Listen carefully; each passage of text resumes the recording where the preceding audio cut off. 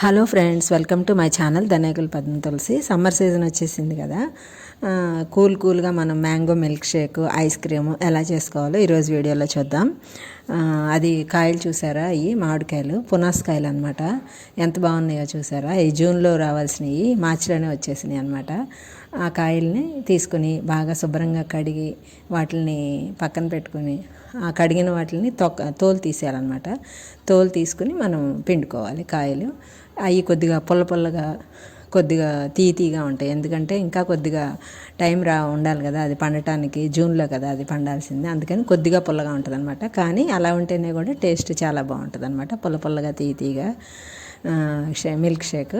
అలాగే మనం అన్ని కాయల్ని ఒక్కోటి కూడా మిక్సీ జార్లోకి ఒక్కొక్క కాయ పిండుకోవాలన్నమాట.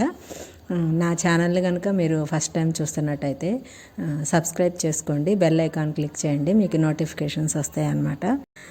అలాగే నాకు తెలిసిన ఒక మంచి మాట చెప్తాను అనమాట మీకు. జీవితంలో మనకి ఎదురయ్యే కష్టాలను చూసి మనం గుణపాఠం నేర్చుకొని దాని నుండి మనం మన జీవితాన్ని సంతోషంగా మార్చుకునేటట్టుగా చేసుకోవాలన్నమాట.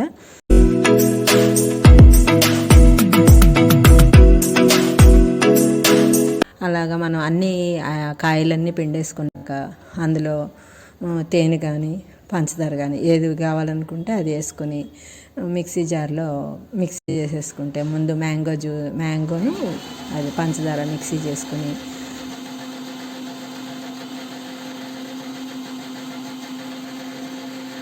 తర్వాత మనం మిల్క్ షేక్ కాబట్టి కొద్దిగా పాలు వేస్తేనే దానికి టేస్ట్ వస్తుందన్నమాట. పాలు వేసి మళ్ళీ ఒకసారి మిక్సీ చేసుకుని మొత్తం కలిపి మిక్సీ చేయాలన్నమాట.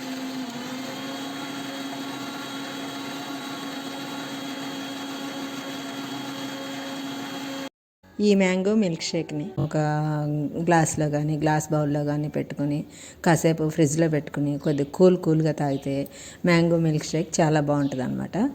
అలాగే ఇప్పుడు పిల్లలకి మిల్క్ షేక్ కంటే ఐస్ క్రీమ్ లాగా కూడా చేసిస్తే బాగా తింటారనమాట. వాళ్ళకి ఐస్ క్రీమ్ కూడా ఇష్టం కదా చిన్నపిల్లలకి.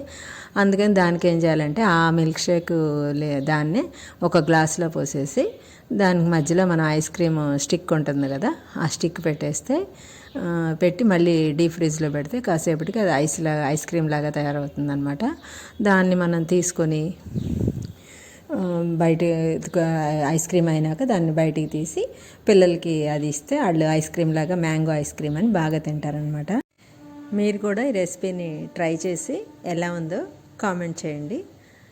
Thanks for watching my video.